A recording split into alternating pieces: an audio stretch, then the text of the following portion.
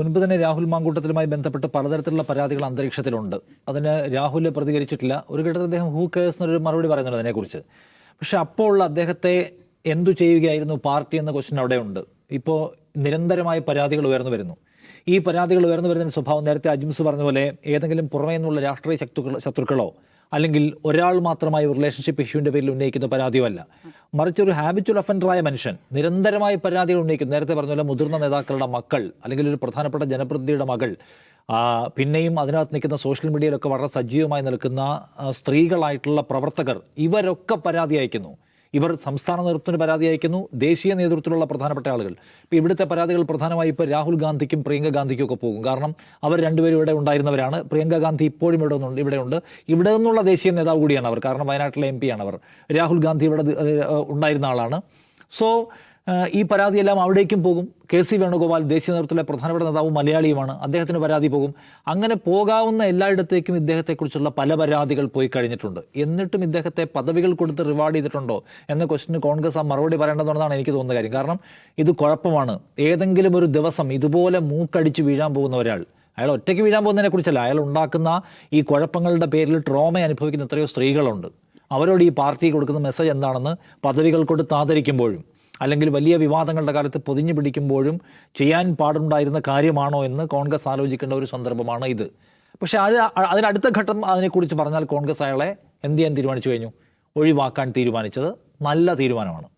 ആദ്യഘട്ടത്തിൽ സംരക്ഷണത്തിൻ്റെ ഒരു നിലയെടുത്തതിനെ വിമർശനാത്മകമായി കാണുന്നുവെങ്കിലും അടുത്ത ഘട്ടത്തിൽ അയാളെ ഒഴിവാക്കാനുള്ള തീരുമാനം കോൺഗ്രസ് എടുക്കുന്നത് ശുഭകരമാണെന്ന് ഞാൻ പറയും. കാരണം ഇന്നലെ ഈ അതിനകത്ത് ഒരാൾ വാർത്താ സമ്മേളനം നടത്തുന്നുണ്ടല്ലോ, വാർത്താ സമ്മേളനം നടത്തി ഈ പുതുമുഖ നടി ആക്ഷേപം ഉന്നയിക്കുന്നു.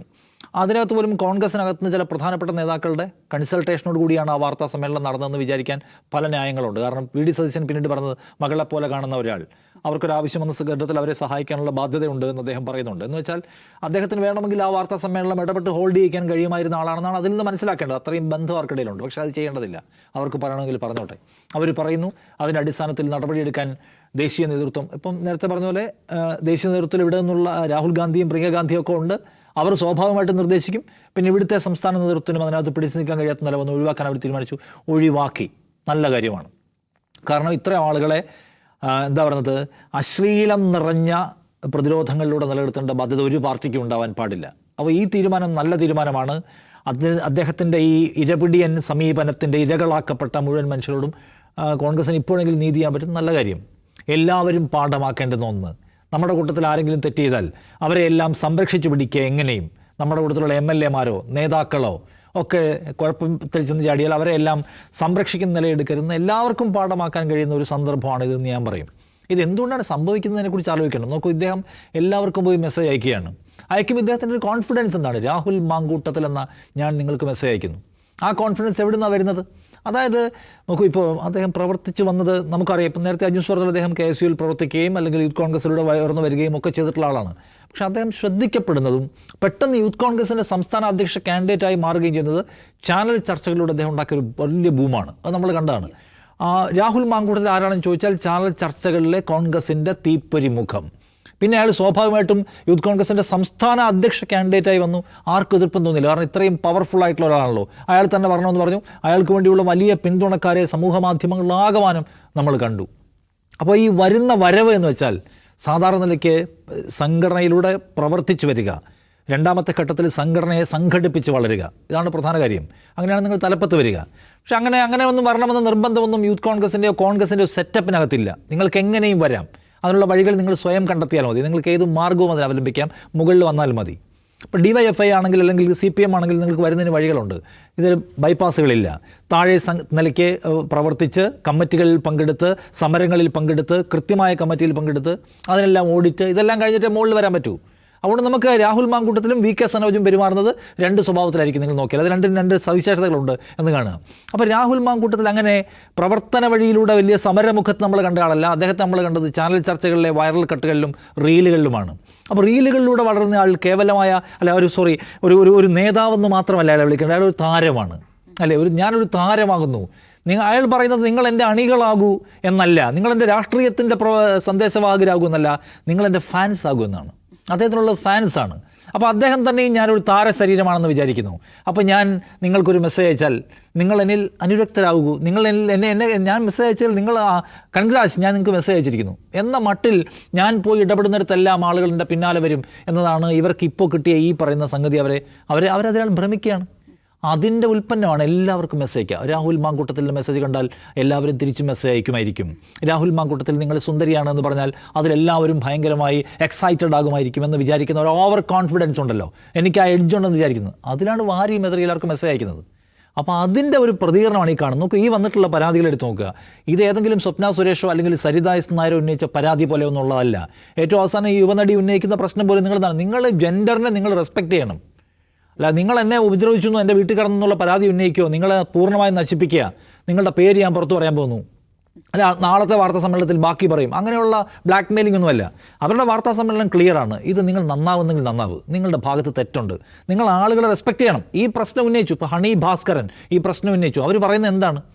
അവർ ഇയാളെക്കുറിച്ച് എന്തെങ്കിലും പണ്ട് ഉമ്മൻചാണ്ടിയെക്കുറിച്ച് സരിതയോ അല്ലെങ്കിൽ മറ്റേ നേതാക്കളെക്കുറിച്ച് സ്വപ്ന സുരേഷോ ഒന്നും പറഞ്ഞതുപോലല്ല. നിങ്ങൾ ഈ വനിത എന്ന ജെൻഡറിനോട് നിങ്ങളുടെ സമീപനത്തിൽ പ്രശ്നമുണ്ട്. നമുക്കും ആത്മാഭിമാനമുണ്ട്. ഏതെങ്കിലും രാഹുൽ മാങ്കൂട്ടത്തിൽ എന്ന ഒരു താര ശരീരം മെസ്സേജ് അയച്ചാൽ അതിൽ വീണു പോകുന്ന മനുഷ്യരല്ല എന്ന് ബോധ്യം ഉണ്ടാക്കും മനുഷ്യ എന്ന് പറയാണ് രാഹുലിനോട്. രാഹുലിന് അത് പിടികിട്ടുന്നില്ല എന്നുള്ള പ്രശ്നമുണ്ട്. അപ്പോൾ ഈ ഉന്നയിക്കപ്പെടുന്ന പ്രശ്നം, ഇപ്പം ഈ പരാതി ഉന്നയിച്ച വനിതയെ പഴയ ഈ മസാല വിവാദങ്ങൾക്കകത്തെ നായികമാരുടെ കൂടെ ചേർത്ത് വെച്ച് കെട്ടി അപമാനിക്കാൻ കോൺഗ്രസിൻ്റെ സൈബർ ഹാൻഡിലുകൾ ശ്രമിക്കുന്ന കാണുന്നുണ്ട്. ആ കൂട്ടത്തിൽ ടെക്നിക്കലി ആൻഡ് ലോജിക്കലി ഒന്നും പെടുത്താൻ കഴിയില്ല. ഇത് കാരണം എന്താണ്? ഇത് അഭിമാനബോധമുള്ള മനുഷ്യർ വന്നിട്ടേ ഇത് നിങ്ങൾ നന്നാവണം എന്ന് പറയുന്ന ഒരു കേസാണ്. അപ്പോൾ ആ വ്യത്യാസം ഇതിനകത്തുണ്ട്. അത് രാഹുലിനെ പിടികിട്ടിയിട്ടില്ല എന്ന പ്രശ്നമുണ്ട്. രാഹുലിന് അത് മനസ്സിലായിട്ടില്ല. രാഹുൽ അതിനെയെല്ലാം ഇന്നത്തെ വാർത്താ സമ്മേളനത്തിൽ അദ്ദേഹം ചെയ്ത് കണ്ടില്ലേ? പരാതിയുള്ളവർ കേസ് കൊടുക്കട്ടെ, ഇയാളെന്താണ് ഈ സ്ത്രീകളെക്കുറിച്ച് മനസ്സിലാക്കിയിട്ടുള്ളത്?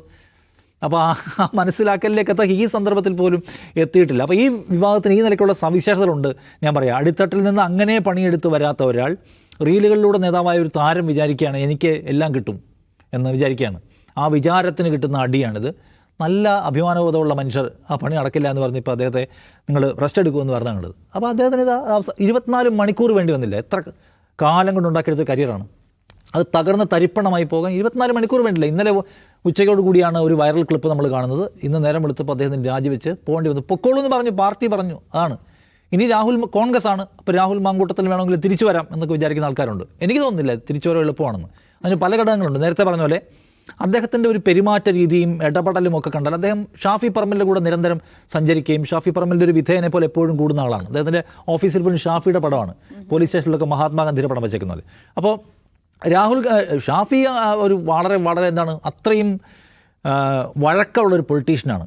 ഷാഫി ഈ സമീപകാലത്ത് നമുക്ക് വേണമെങ്കിൽ ഈ കക്ഷി രാഷ്ട്രീയത്തിൽ വേണമെങ്കിൽ മോഡലാക്കാൻ കഴിയുന്ന ആളാണ്. ആളുകൾക്കിടയിൽ എങ്ങനെ ഒരു പെനട്രേഷൻ ഉണ്ടാക്കാൻ പറ്റും, ആരെയും വെറുപ്പിക്കാതെ ഹേറ്റേഴ്സ് ഇല്ലാതെ എങ്ങനെ നിൽക്കാൻ പറ്റുമെന്ന് പഠിപ്പിക്കുന്ന ഒരാളാണ് അദ്ദേഹം. അദ്ദേഹത്തിൻ്റെ കൂടെ നടക്കുന്നതെന്ന് ഒഴിച്ചു നിർത്തിയാൽ രാഹുൽ മാങ്കൂട്ടത്തിൽ അദ്ദേഹത്തിൻ്റെ ക്വാളിറ്റീസ് അങ്ങനെ പഠിച്ചെടുത്തു എന്ന് എനിക്ക് തോന്നുന്നില്ല. എന്ന് മാത്രം നിരന്തരമായ അരഗൻസ് ഒക്കെ ഉണ്ടാക്കും. അദ്ദേഹം നിലമ്പൂരിൽ പെട്ടി പരിശോധനയ്ക്ക് ഉണ്ടാക്കി ബഹളമൊക്കെ ഉണ്ടാണ്. കോൺഗ്രസ്സുകാർക്ക് തന്നെ തോന്നി അത് അനാവശ്യമായി പോയെന്ന്. അപ്പോൾ കോൺഗ്രസിൻ്റെ ഒരു വർക്ക് കൾച്ചർ ഉണ്ടല്ലോ, അവർക്കൊരു രീതിയുണ്ട്, ഒരു വഴക്കമുള്ളത്. അതിലേക്ക് അദ്ദേഹം പൂർണ്ണമായും വന്നിട്ടില്ല. അദ്ദേഹം അത് വരാതിരിക്കുമ്പോഴും അദ്ദേഹത്തിന് നേതാവാൻ പറ്റുന്ന നേരെ പറഞ്ഞ ഈ ചാനൽ റീൽ വഴിയാണ്. അപ്പോൾ അതില്ലാത്ത ആ ക്വാളിഫിക്കേഷൻ ലാക്ക് ചെയ്യുന്നവരാണ് ഇദ്ദേഹം. രണ്ടാമത്തെ പ്രശ്നം, ഇദ്ദേഹം ഇറങ്ങിപ്പോകുന്നത് ഈ സ്ത്രീ വിഷയവുമായി ബന്ധപ്പെട്ട വലിയ ആരോപണങ്ങളുടെ പേരിലാണ്. ആ ആരോപണങ്ങളെന്ന് വെച്ചാൽ പഴയ കാലം പോലെ ഒന്നുമല്ല. ആളുകൾ കൂടുതൽ പൊളിറ്റിക്കലായ കാലം, ആളുകൾക്കെല്ലാം ഓർമ്മയുള്ള കാലം, എല്ലാം ഡിജിറ്റൽ സ്പേസിൽ. ഇത്തരമൊരു വിവാദത്തിൻ്റെ പ്രത്യേകത, ഈ ഒരു സൗണ്ട് ബൈറ്റിൻ്റെ പ്രത്യേകത, ഒരു ആരോപണത്തിൻ്റെ പ്രത്യേകത എന്ന് വെച്ചാൽ അതെല്ലാം സോഷ്യൽ മീഡിയയിലുണ്ട്. ഈ ഒരു സംഗതി പ്ലാസ്റ്റിക് നമ്മൾ മണ്ണിൽ വലിച്ചെറിഞ്ഞ പോലെ ഒരു കാലത്തും അത് ഇല്ലാതായി പോലെ എപ്പോഴും ഇങ്ങനെ വന്നുകൊണ്ടിരിക്കും. അതൊരു പ്രശ്നമാണ്. രണ്ടാമത്തെ കാര്യം, ഇദ്ദേഹം ഇറങ്ങിപ്പോകണമെന്ന് ആഗ്രഹിക്കുന്ന ആളുള്ള സംഘടനയ്ക്ക് അത് വളരെ കൂടുതലാണ്. ഇന്നലെ പോലും യൂത്ത് കോൺഗ്രസിൻ്റെ സംസ്ഥാന കമ്മിറ്റി ഗ്രൂപ്പിനകത്ത് ശബ്ദിക്കണം എന്ന് പറഞ്ഞൊരു യുവതി രംഗത്ത് വന്നു. അതിൽ ബഹുഭൂരിപക്ഷം ആൾക്കാർ മിണ്ടാതിരുന്നു, കുറച്ച് പേര് ഒച്ച വയ്ക്കുകയും ചെയ്തു. ആ പാർട്ടിക്കകത്ത് തന്നെ കുറേ ആളുകൾ ഇങ്ങനെ ഒരു ബിഹേവിയർ പ്രശ്നമുള്ള ഒരു മനുഷ്യനെ വെച്ചുകൊണ്ട് ഇതിന് പോകാൻ കഴിയില്ല എന്ന തീരുമാനമെടുത്തതിൻ്റെ അടിസ്ഥാനത്തിൽ പോവുകയാണ് അദ്ദേഹത്തിൻ്റെ സംസ്ഥാന പ്രസിഡൻ്റായിട്ടുള്ള പ്രവർത്തന ശൈലിയോട് കടുത്ത വിയോജിപ്പുള്ള ആളുകൾ അതിനകത്തുണ്ടായിരുന്നു. അപ്പോൾ ഇത്രയെല്ലാം നെഗറ്റീവ് ഫാക്ടേഴ്സിൻ്റെ പേരിലാണ് പുറന്തള്ളപ്പെട്ട് പോകുന്നത്. കുറച്ചൊരു സ്മൂത്തായാണ് നേതാവായത്. ഇപ്പോൾ തിരിച്ചു വരണമെങ്കിൽ സങ്കീർണമായ ഒരു വഴിയെ മറികടക്കണം. കോൺഗ്രസ്സാണ് പാർട്ടി. അവിടെ രാഹുൽ മാങ്കൂട്ടത്തിനെ തിരിച്ചു കൊണ്ടുവരണമല്ലോ എന്ന ഉദാത്തമായ സ്നേഹബുദ്ധിയോടെ കാത്തിരിക്കുന്ന ഒരാളും ഉണ്ടാവില്ല. കാരണം അദ്ദേഹം വരുന്നത് അതിലേക്കുള്ള അവർക്കെല്ലാം റിസ്ക്കാണ്. അപ്പോൾ അതിനെ മറികടന്നുകൊണ്ട് അദ്ദേഹത്തിന് ഇനി അടുത്തതിൻ്റെ പിന്നത്തെ തെരഞ്ഞെടുപ്പാകുമ്പോൾ തിരിച്ചു വരാൻ കഴിയുമെന്നൊക്കെ ചോദിച്ചാൽ പ്രയാസമായിരിക്കും. കാരണം അത്രയും മോശം ഇൻവെസ്റ്റ്മെൻറ്റ് ഓൾറെഡി അദ്ദേഹം നടത്തി കഴിഞ്ഞിട്ടുണ്ട്. അപ്പോൾ ഞാൻ പറയുക, രാഹുൽ മാങ്കൂട്ടത്തിനെതിരെ കോൺഗ്രസ് എടുത്ത നടപടി, വൈകിപ്പിച്ചു എന്ന വിമർശനമുള്ളപ്പോൾ തന്നെ കോൺഗ്രസ് എടുത്ത നടപടി ശുഭകരമായ ഒന്നാണ്. എല്ലാ പാർട്ടികൾക്കും അത്തരം കാര്യങ്ങൾ എടുക്കാൻ കഴിയട്ടെ. കാരണം ഇതിൻ്റെ പേരിൽ ട്രോമ അനുഭവിക്കുന്ന മനുഷ്യരുണ്ട്, അവരെ മാനിക്കണം. ഒരുപാട് പേരുടെ പേര് നമ്മളിപ്പോൾ കേൾക്കുന്നുണ്ടല്ലോ. കാരണം കേവലമായ നൈമിഷിക ശാരീരിക സൗഖ്യത്തിന് വേണ്ടി, സുഖത്തിന് വേണ്ടി ആളുകളെ ഇമോഷണൽ ട്രോമയിൽ കുരുക്കുക മോശം പരിപാടിയാണ്. എനിക്ക് ശാരീരികമായ ലക്ഷ്യങ്ങൾ മാത്രമേ ഉള്ളൂ. എന്നിട്ട് നിങ്ങളോട് ഞാൻ പറയാണ്, നമുക്ക് ഒരുമിച്ച് ജീവിക്കണ്ടേ, എനിക്കിതിനെ ഇഷ്ടമാണ്, ആത്മാവിനേക്കാൾ വലിയ ഇഷ്ടമാണെന്ന് പറയും. എന്തിനാണ്? എൻ്റെ ലക്ഷ്യം മറ്റേതാണ്. അവരോ ഡീപ്ലി അതിനകത്ത് ഇൻവോൾവ് ആയി പോകും. എന്നിട്ട് ഞാൻ എൻ്റെ ആവശ്യം കഴിയുമ്പോൾ അവരുടെ ട്രോമയും അവരുടെ മാനസികമായ ഇൻവെസ്റ്റ്മെൻറ്റും അവരുടെ പ്രണയവും അവരുടെ വൈകാരിക ആവശ്യവും ഒന്നും നോക്കാതെ ഒരു ദിവസം ഞാൻ കട്ടിലെന്നിരുന്നിട്ട് അങ്ങ് പോവുകയാണ്. അതിനെന്താ തോന്നിയാസാണത്? കടുത്ത വഞ്ചനയാണത്. അത്തരം വഞ്ചന എന്ന് പറഞ്ഞാൽ സ്വാർത്ഥതയുടെ പേരിൽ മനുഷ്യർക്ക് മേൽ നടത്തുന്ന വലിയ ആക്രമണമാണത്. അത്തരം ആളുകളെ നമ്മൾ ഒരു പൊതുവിടത്തിൽ നിന്ന് സമ്പൂർണ്ണമായി മാറ്റി നിർത്താൻ തയ്യാറാവണം. അതെല്ലാ പാർട്ടികൾക്കുള്ള പാഠമായി മാറട്ടെ. ഇനി രാഹുലിനെ തിരുത്താൻ തോന്നുന്നുണ്ടെങ്കിൽ രാഹുൽ തിരുത്തട്ടെ. അത് തിരുത്തേണ്ടത് നമ്മളോടല്ല, ഫേസ്ബുക്ക് പോസ്റ്റല്ല, വ്യക്തികളോട് ചെയ്ത പാപം വ്യക്തികളോടായി തന്നെ തിരുത്തണം. അത് ഇല്ലേ, അത് നമ്മൾ മുകളിൽ പോയി ദൈവത്തോട് പറഞ്ഞപ്പോഴും തരില്ല. നിങ്ങൾ ആരോടാണ് തെറ്റിയത് അവരോട് തിരുത്തണം. അത് തിരുത്താനും അവരുടെ മാനസികാവസ്ഥയെ മനസ്സിലാക്കാനും ഒക്കെയുള്ള മനസ്സുണ്ടാവാതെ ഇവ ഗിമ്മിക്ക് വാർത്താ സമ്മേളനത്തിൽ എടുക്കുന്ന തന്ത്രങ്ങൾ അവ കൊണ്ടൊക്കെ എങ്ങനെ മാനേജ് ചെയ്ത് കളയാമെന്ന് വിചാരിച്ചാൽ നമ്മൾ മലയാളികൾ മനുഷ്യന്മാരല്ല. എത്ര വിവാദ കാലങ്ങളെ, എത്ര ആളുകളുടെ വലിയ ഉയർച്ചയെ, എത്ര മഹാരഥന്മാരുടെ വീഴ്ചയെ കണ്ട മലയാളമാണിത്. അവിടെ രാഹുൽ മാങ്കൂട്ടത്തിൽ കുറച്ചുകൂടെയൊക്കെ മലയാളിയെ വാല്യൂ ചെയ്യണമെന്നാണ് ഞാൻ പറയുക.